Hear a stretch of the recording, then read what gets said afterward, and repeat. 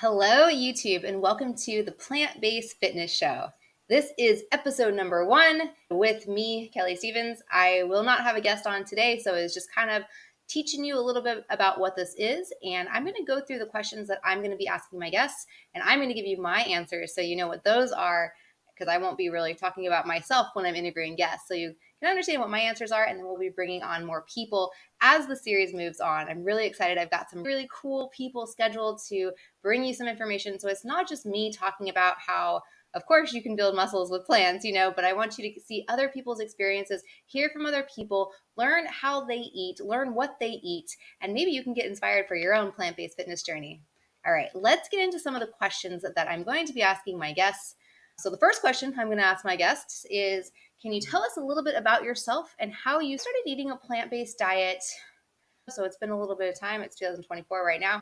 I went 100% plant-based though in November 2019. I cut out all animals. I have not had any sort of beef, any sort of chicken, any sort of dairy or any of that on purpose because I've accidentally been dosed with dairy. We try our best and we go out to eat, and sometimes there's stuff in it, or someone accidentally gives us something that we don't know, or something's labeled wrong.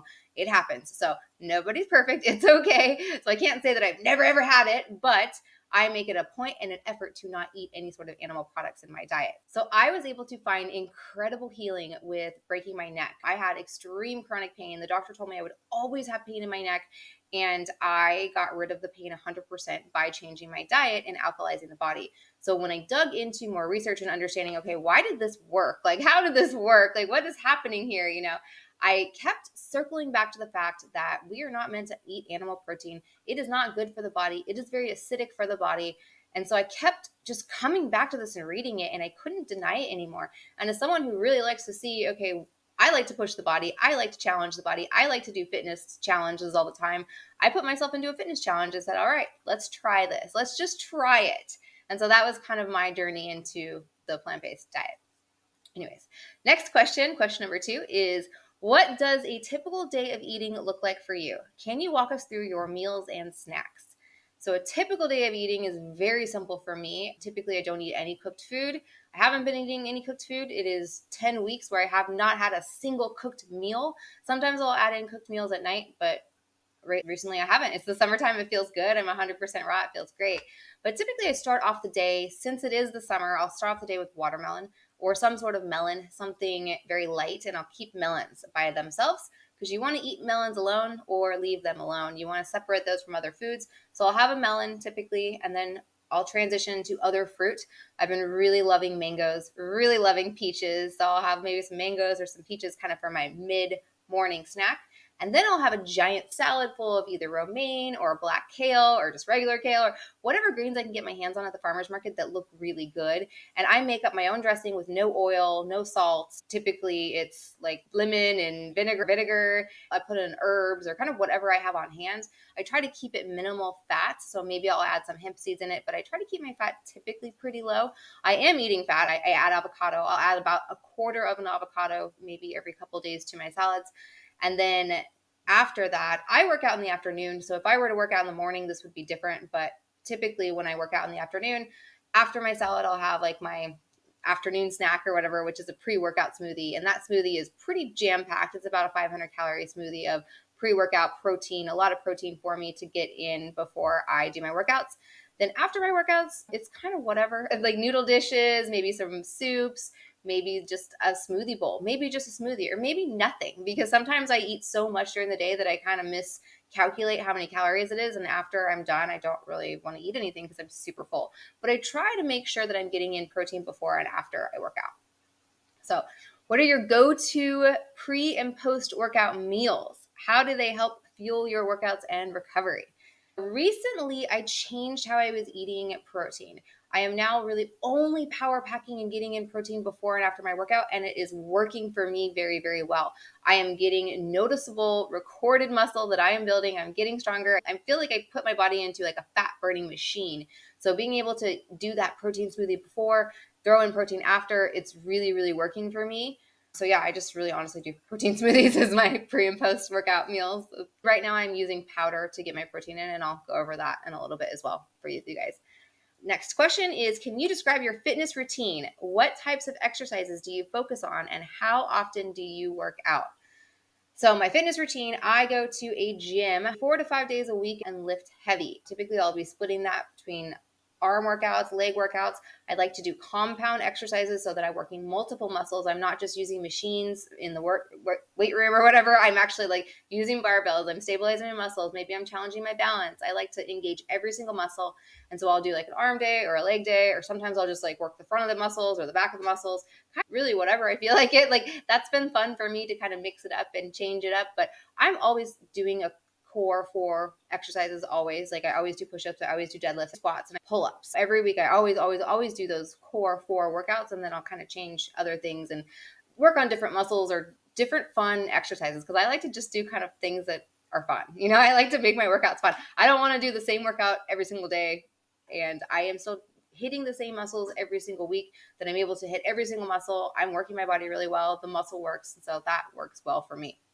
And then 1 day a week, 1 to 2 days a week, I'll actually go and I'll do a yoga class. I love yoga. I think combining yoga with heavy weight training is really, really, really amazing for women, especially women over 40. It is giving me a phenomenal body. And I never really used to like yoga. So I think taking that break from the heavy workouts or the crazy cardio, I'm not running, doing any crazy cardio. So it's really nice to just kind of take that rest and do the yoga and challenge the body, because today I was holding some poses and some balancing things, and it is challenging. It is not easy. It is challenging. So I like challenging the body with yoga. Next question is, what challenges did you face when transitioning to a plant-based diet, especially concerning fitness, and how did you overcome them? Well, I was very hesitant as a fitness person. I had a phenomenal body. I had a lot of strength. I didn't want to lose my gains. I didn't want to lose any of the muscle I had built, all the work I had put in eating an lean animal-based diet. So I was hesitant about that. Like, I think that was a big challenge for me. And I had a nutrition background, so I knew that I could actually get the protein in, but it was a change for me, and how I felt, and I had more energy. So it was interesting because I just did it. I was actually working out at Barry's boot camp when I made the switch. And I told myself, if my fitness suffers, if my body suffers, if anything changes, I'm going back to animals. And that didn't happen. Like, that didn't happen at all. So I kept going. I'm still going, and it's been great. Next question is, what are your favorite plant-based protein sources, and how do you incorporate them into your meals? So for my 6-week challenge that I was doing, I didn't eat any protein powder at all whatsoever. I was able to get in a lot of protein, all the protein I needed, at least over 70 grams of protein, by eating a high amount of chlorella and spirulina. I was doing spirulina pacifica. So if you're doing spirulina, you want to do spirulina pacifica. Towards the end, I started taking massive pills because I was kind of sick of doing the smoothies of spirulina. I have some amazing spirulina recipes, like some really, really good spirulina recipes. And you might be saying, like, there's no way you can make that taste good, but I did. And I really, really did. I have regular coworkers that told me my smoothies taste amazing. People that do not eat this way told me they taste good with 3 tablespoons of spirulina. So you're able to make it taste good, but you're able to get a lot of protein in that way as well. So I did a lot of spirulina. I did a lot of lentils, sprouted lentils, and something new that I've brought in, Sprout Living. It is a raw protein powder. It's 1 ingredient, because I don't like protein powders at all, really, at all. Like, I'm not a fan of protein powders because they have so much crap in them. This one does not have crap in it. This one is 1 ingredient. It is just cold pressed pumpkin seed, 1 ingredient. And they do something when they're pressing it to where it takes a lot of the fat out of it. So this keeps my fat low. It gives me 20 grams of protein, you guys, in like each serving that I'm doing. So I've recently been bringing that in. It's just pumpkin seeds, so it's not like a protein powder with all this crap in there, but that has been great for me because it just tastes a lot different than spirulina. So it kind of tastes cakey, and it kind of makes my smoothie bowls taste like I'm eating like a cake, but it's really good. I really like it. I mixed it with mamey sapote today. It was mamey sapote, banana, and the pumpkin powder, and it tasted like I was eating pudding, you guys. It was so good. So good. All right, next question. But are there any myths about the plant-based eating and fitness that you would like to debunk with our audience? I think there are a lot of myths out there, but I will just say I was able to debunk the myth that you cannot build muscle on plant protein. And you guys, I have built muscle. I have built quite a bit of muscle. And my last body scan I did in the last 2 weeks, I built 1.1 pounds of muscle, and I don't weigh that much. So for me to build 1.1 pounds of muscle, that's huge. I think it was like 2.8% of my body change, which was insane. So I'm able to actually put on muscle. And I think a lot of people say you cannot put on muscle if you're not getting the animal-based protein, but you can 100% put on muscle, you guys. I'm deadlifting and lifting things that I never in my entire life have ever lifted. I did 4 pull-ups in a row, and most women can't do any. I think the average number of pull-ups for women is 0. So I'm able to do 4 at over 40, and I feel amazing. So I think that the myth of you not being strong and not being able to gain muscle is crap, because it's possible. It's so possible. And that's what this whole series is about, to show you that it is possible, to show you how you can easily do it. Because my diet's pretty simple, very, very simple. But there might be people out there that, they're a little bit more complex. They make more dehydrated meals, or they make more raw gourmet meals, or maybe they're more simple than me. Maybe they just eat watermelon. I don't know. So we're going to find out different people's diets. But the absolute last question I have, and then I'm going to let you guys go until my next guest, is what advice would you give someone who is hesitant about going plant-based because they fear it might affect their fitness performance? I have been there. That is exactly what I feared, 100% what I feared. I didn't even want to do it at all whatsoever.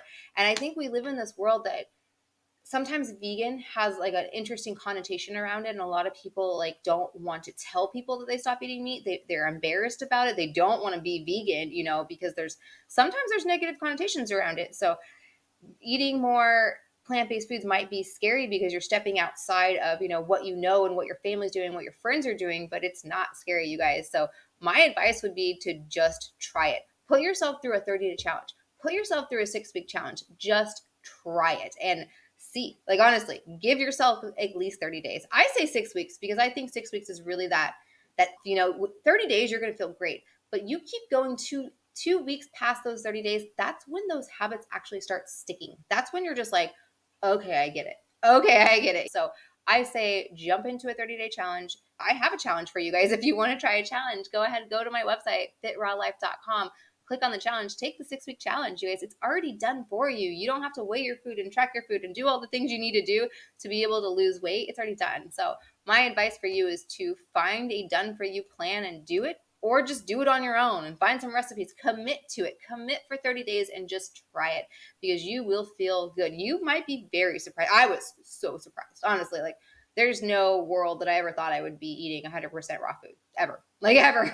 So it's very interesting where it could take you. You never know. And I feel amazing. So this way of eating does change things. It will change things. It will change a lot for you. You might find brand new friends that are even more enlightened and more positive than the friends that you have now. So I love this way of eating. I hope I've inspired you to maybe take a little bit of a challenge, maybe try it a little bit, get out of your comfort zone. Hopefully, maybe I've shown you that you can build muscle and be fit with plant-based foods. All right, guys, till next episode, I will see you guys later, and be fit and eat plants, guys.